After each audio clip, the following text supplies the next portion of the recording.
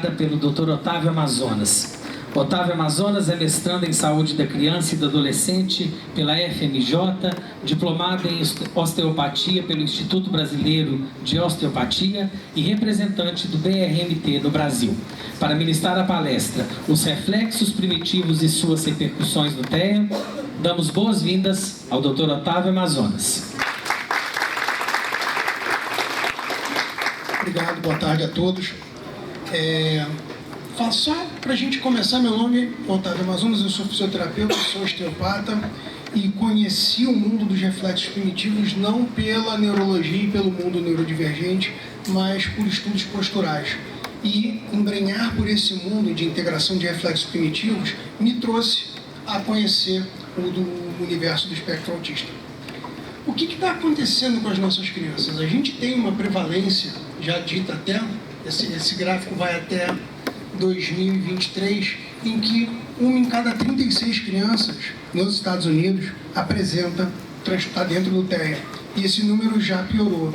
O número de 2025 já é 1 em 31, e a projeção é que até 2050, 1 em cada 4 crianças esteja dentro do transtorno. Mas o que acontece? Por que falar de reflexos primitivos? Primeiramente, eu fiz no Google Acadêmico uma pesquisa rápida com os dois termos e encontrei apenas 2.300 artigos falando sobre reflexos primitivos e o transtorno e o autismo. Se você jogar no Google doenças cardíacas, infarto agudo, doenças cardíacas, você vai encontrar mais de 1 milhão de publicações. E quando a gente vai para o Google, para a PubMed, que é um indexador de pesquisas mais robusto, eu encontrei apenas 14 resultados. Então as pesquisas são muito pequenas ainda, são muito jovens ainda na área dos reflexos primitivos e dentro do transtorno do espectro autista. E o que chama atenção, eu agradeço muito a esse senhor, Dr. Robert Melillo,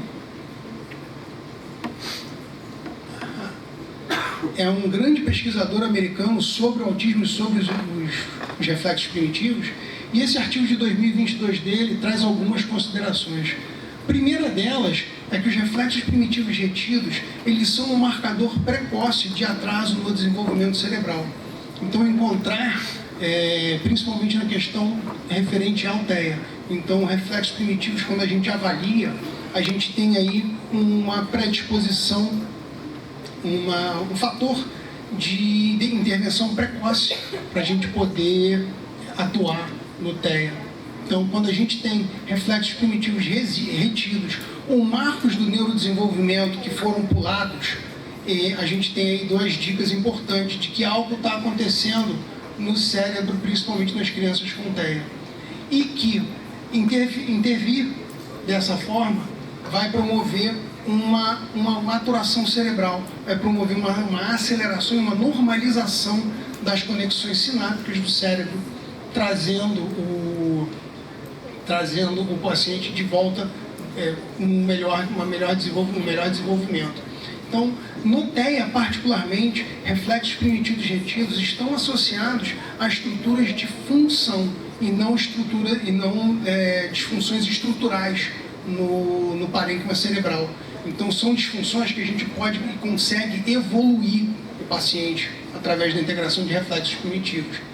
Mas o que são os reflexos primitivos? Reflexos primitivos são aquelas respostas que todo bebê tem. Todas as crianças têm as mesmas respostas, sabe aquela coisa da criança que assusta e abre o braço, a criança que olha para o lado, estica o braço para pegar um objeto. Todas essas respostas, elas estão gravadas no nosso DNA ao nível do nosso tronco encefálico. E eles vão sofrer integração ao nível dos núcleos da base. E qual é a função desses reflexos? É levar a gente por todas as etapas do nosso neurodesenvolvimento, tirando a gente de dentro da barriga da mãe e colocando a gente em pé para poder andar. Eles começam a aparecer tão logo a 8ª semana de vida intrauterina e eles devem estar integrados até o 3º ano de vida. Não é comum, não é incomum você encontrar pacientes de 2 anos, crianças típicas, com reflexos primitivos retidos aos 2 anos, 3 anos, 5, 10, 15, 20, 50, 80. Todos nós temos reflexos primitivos retidos. Mas falando aqui no universo do TEA, a gente vai falar principalmente de 2 reflexos primitivos. O reflexo do medo paralisante. Se você sabe que programa é esse, você acabou de entregar a sua idade. Todo mundo lembra quando o Chaves congelava? A resposta de paralisia extrema, claro, a gente não fica nessa posição, mas a resposta de paralisia motor extrema, ela é a resposta clássica do reflexo do medo paralisante, que é descrito por vários pesquisadores, inclusive o Dr. Harold Blomberg, como uma reação de retirada a estímulos de estresse. E ela é caracterizada pós-nascimento a uma hipersensibilidade sensorial. Ela mantém o paciente em constante estado de estresse. E o nosso já conhecido e famoso reflexo de Moro. O Dr. Harold Blomberg, numa conversa comigo em Madrid, um pouco antes dele falecer, ele me disse: Otávio, considere que todas as pessoas na face da Terra apresentam algum grau de retenção dos reflexos de Moro do medo paralisante. Eu falei, como assim? Aí ele me fez a pergunta e eu vou fazer a pergunta de volta para vocês. Alguém ficou tranquilo durante a pandemia? Alguém ficou tranquilo ou todo mundo ficou com algum grau de estresse e ansiedade? Esse grau de estresse e ansiedade reativa reflexos primitivos na idade adulta. Então, nós, típicos, podemos ter algumas características desses reflexos sem que nós nos demos conta. E muitas das vezes passa desapercebido como, ele é assim. E normalmente é quando a gente deveria se perguntar o porquê. Mas no autismo, esses reflexos eles são particularmente importantes porque a regulação do nível de estresse do nosso paciente vai ajudar a melhorar o funcionamento cerebral, a integração entre as diversas partes do cérebro, vai melhorar a comunicação entre todas as áreas do cérebro, melhorando as funções.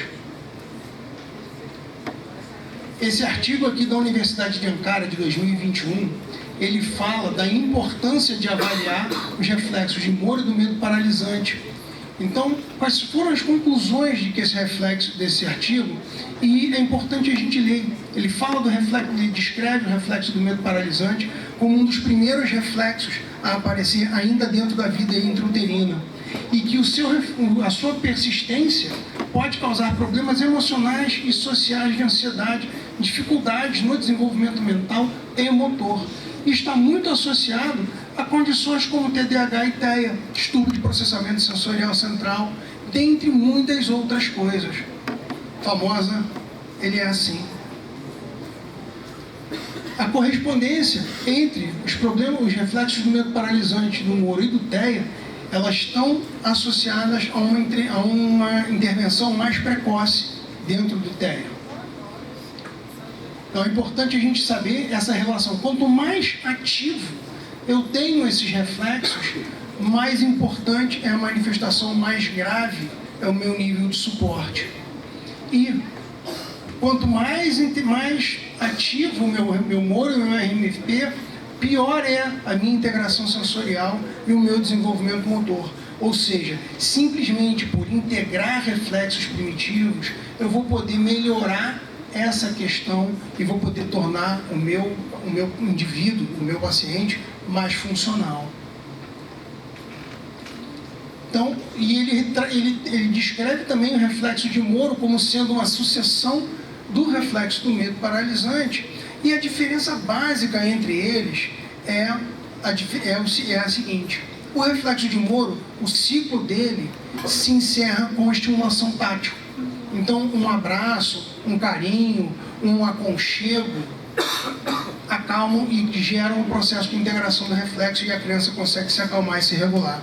Quando o paciente está preso no reflexo do medo paralisante, o que acontece é que o estímulo tátil passa a ser agressivo, libera mais adrenalina e cortisol, ele fica mais agitado e aí não tem jeito. Alguém teve aqui algum filho, sobrinho, vizinho que era uma criança que gritava muito e que ela passava do colo da mãe para o pai, para a tia, para a avó, para o vô, e ninguém conseguia acalmar esse menino?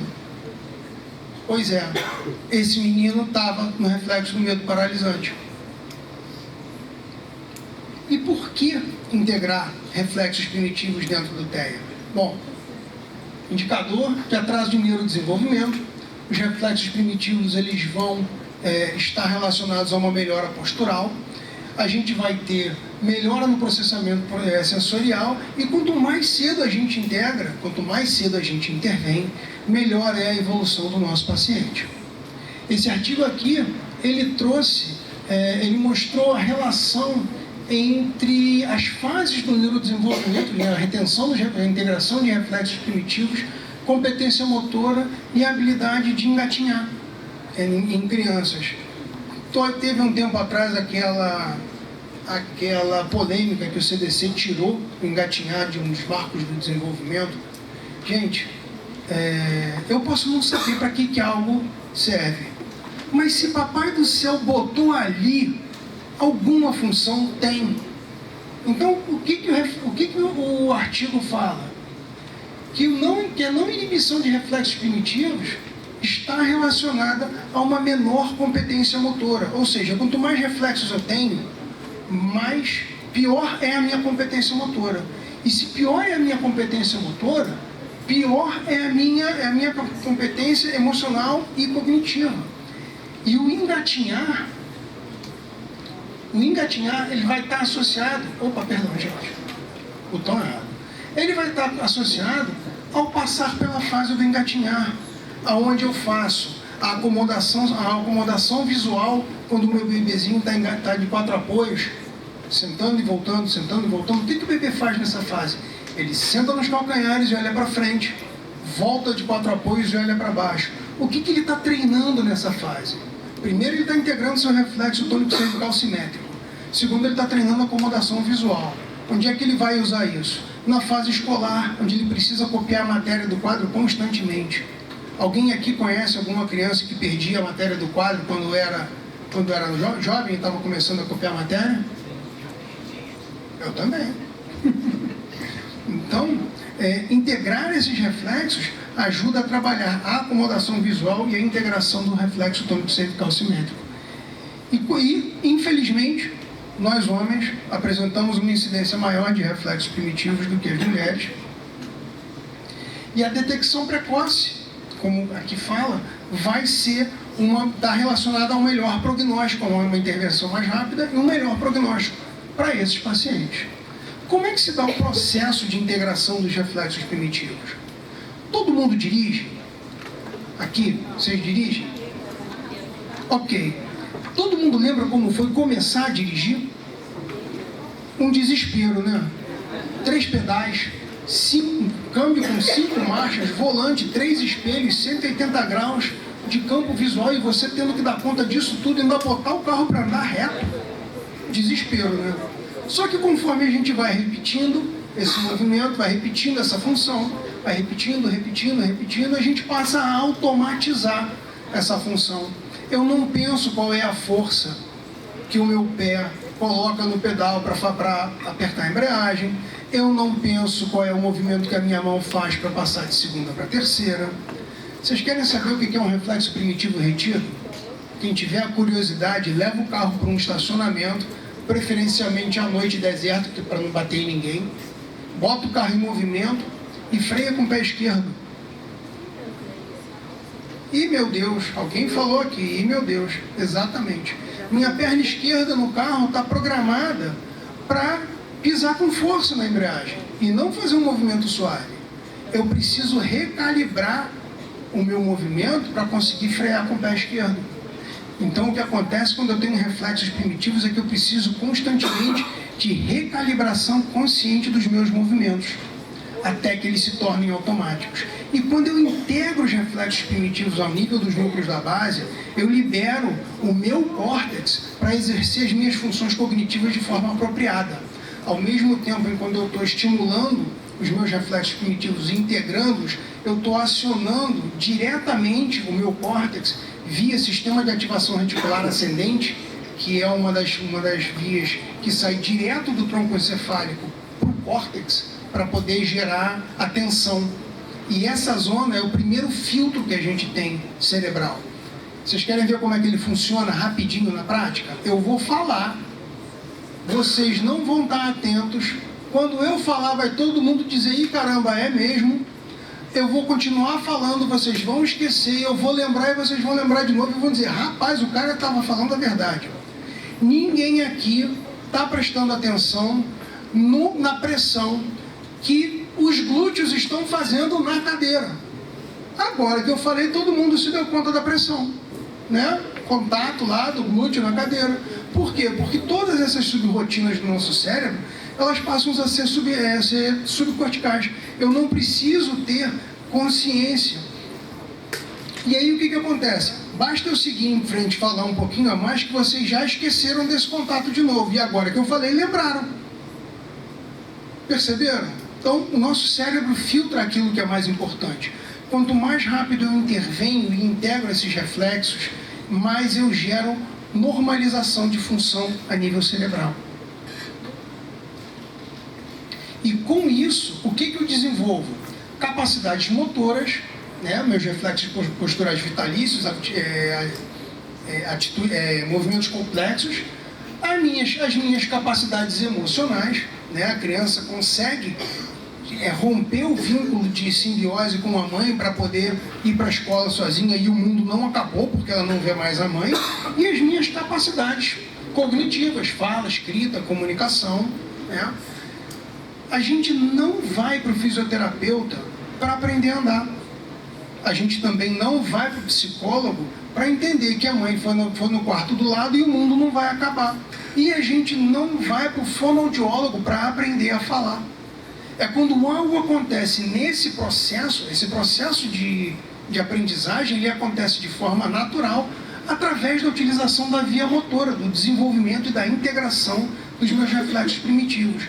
Quando eu tenho algo que interfere nesse processo, que eu tenho a apresentação de alguma patologia ou de algum distúrbio, é que eu vou precisar da minha equipe de profissionais para poder novamente gerar função e reabilitar esse paciente nas suas funções.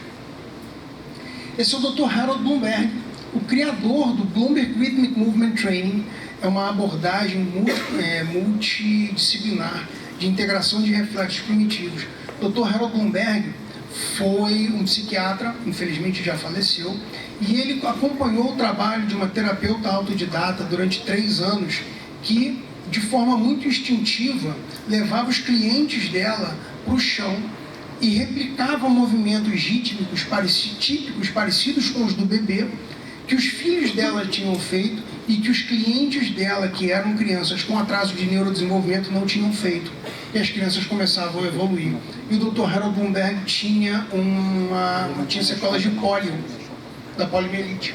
E quando ele se submeteu a esse trabalho, ele simplesmente ficou maravilhado com os resultados e começou a botar ciência junto disso. E através da incorporação do trabalho da Svetlana Mazgutova, do Peter Blythe e da Sally Goddard e de outros profissionais, ele criou o BRMT.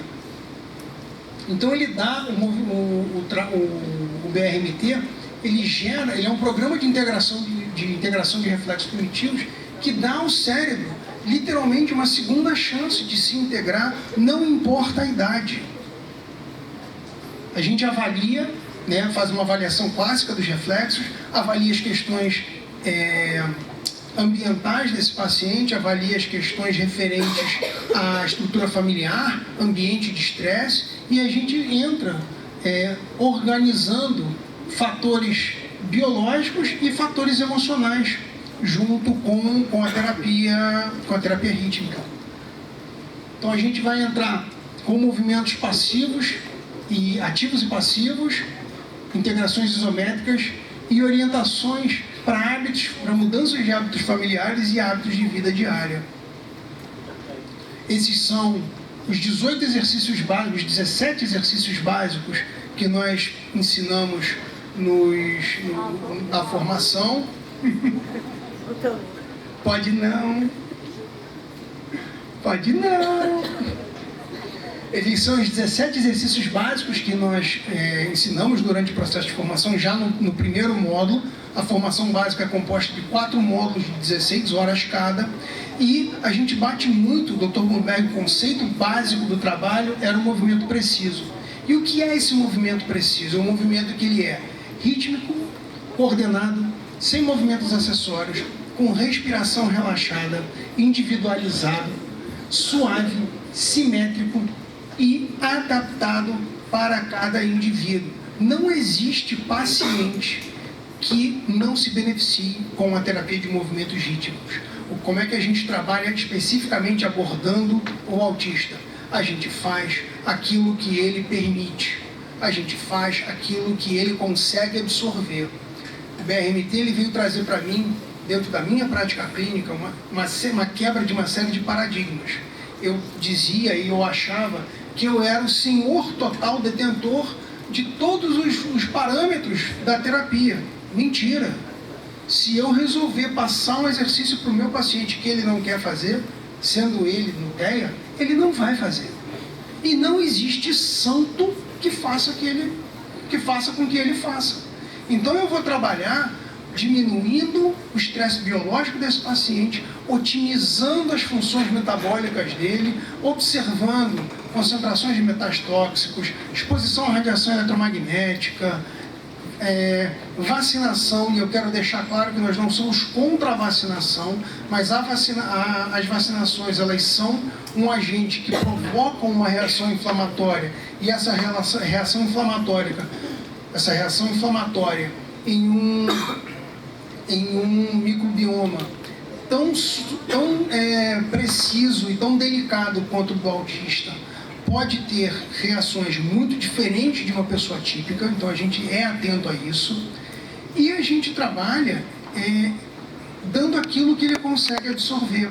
Nós fizemos um atendimento uma vez em um paciente, que esse atendimento, um menino de 9 anos, que esse atendimento começou na calçada da clínica, porque o menino tinha pânico de lugares fechados. E começamos o trabalho e o exercício durante 20 minutos de atendimento foi um abraço. Ele corria, e aí ele vinha, dava um abraço, soltava e voltava. Vinha, soltava, dava um abraço. Daqui a pouco nós conseguimos entrar com ele na clínica, conseguimos subir para a sala de atendimento.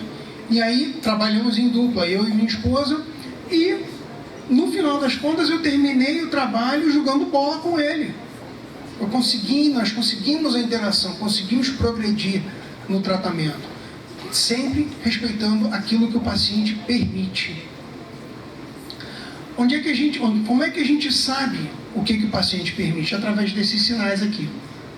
Então a gente fica atento muito a rubor ou palidez na face, rubor nas orelhas, alteração de respiração, diminuição de tônus muscular, perda de uma habilidade dominada, vertigem, náusea, aquele olhar perdido, ou às vezes a perda do controle ocular. Eu já vi acontecer. Você está trabalhando com um paciente, ele está olhando para você, daqui a pouco um dos olhos perde congruência, perde foco.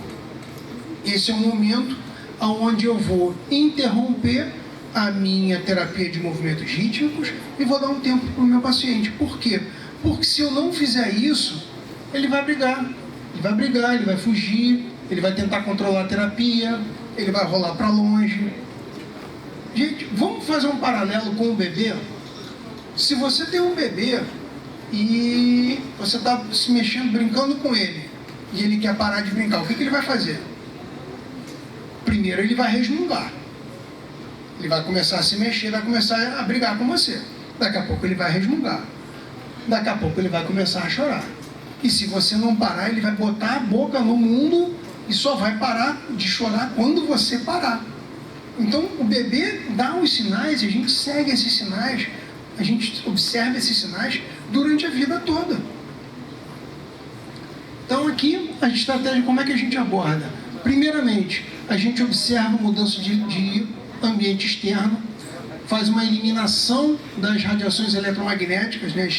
Minimiza a exposição desse paciente à radiação eletromagnética, tirando o celular, desligando o Wi-Fi desse paciente, reduz o estresse ambiental e observa a melhora do ritmo circadiano.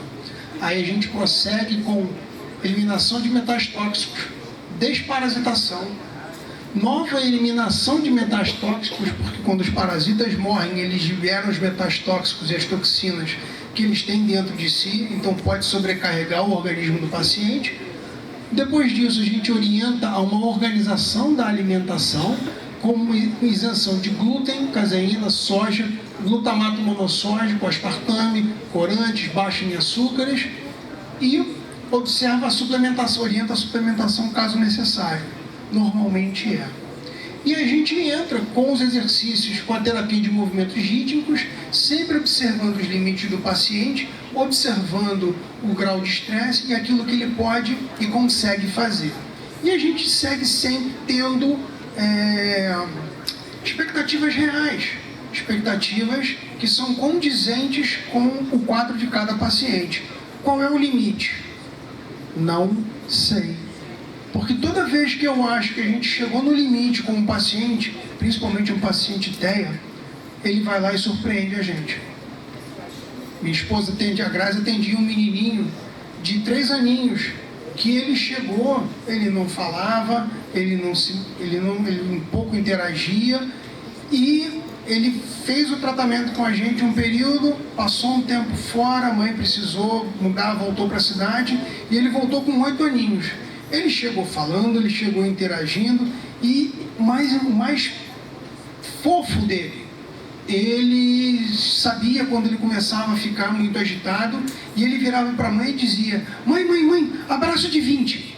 Aí a mãe vinha, dava um abraço integrativo e ele contava.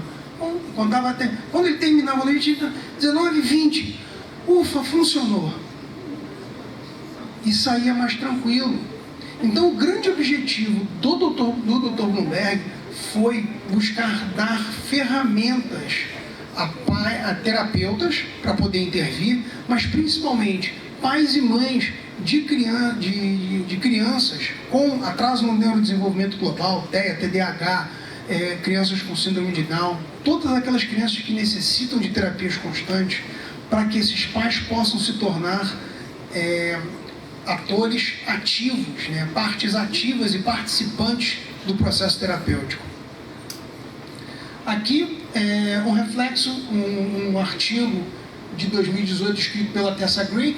Tessa Grigg é uma professora, uma terapeuta ocupacional neozelandesa, e ela percebeu, o primeiro trabalho dela, ela percebeu, fez uma intervenção com o treinamento de movimentos rítmicos e a integração de reflexos cognitivos, segundo a percepção de pais e professores. E clinicamente, os pais perceberam que o BRMT fez uma diferença no desenvolvimento dos filhos.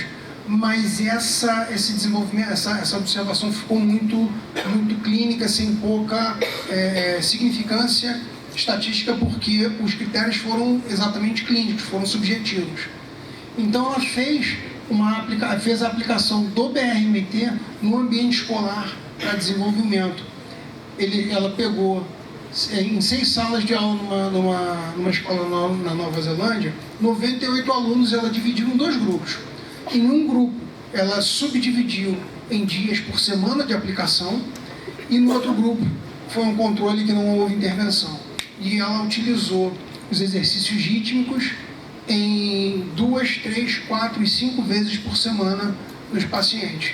O grupo de intervenção foi trabalhado por 5 minutos por 9 meses.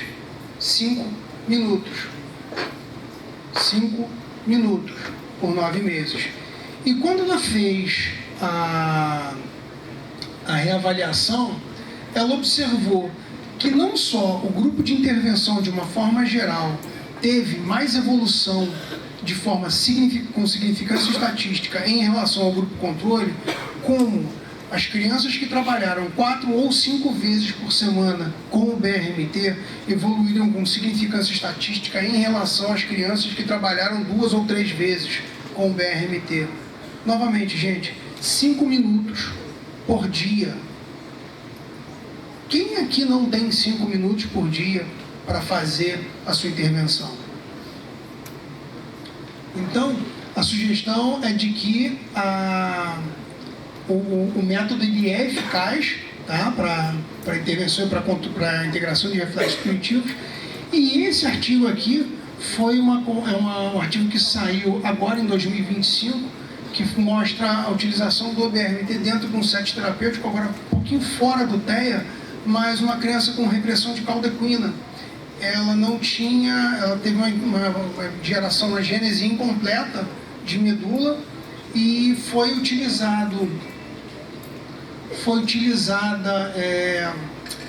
GH e fisioterapia com BRMT e hidroterapia como terapias de escolha. Após um ano de tratamento, a criança que não tinha inervação nas pernas estava andando, por conta da integração de reflexos cognitivos e da estimulação e da maturação cerebral. Todos esses artigos eu tenho eles comigo, quem tiver interesse eu disponibilizo, é só entrar em contato. Esse é um agradecimento especial ao Dr. Harold Bloomberg. Para maiores informações, quem quiser utilizar o QR Code ou seguir a gente no Instagram, eu agradeço. Muito obrigado pelo tempo de vocês e tenham todos uma boa tarde.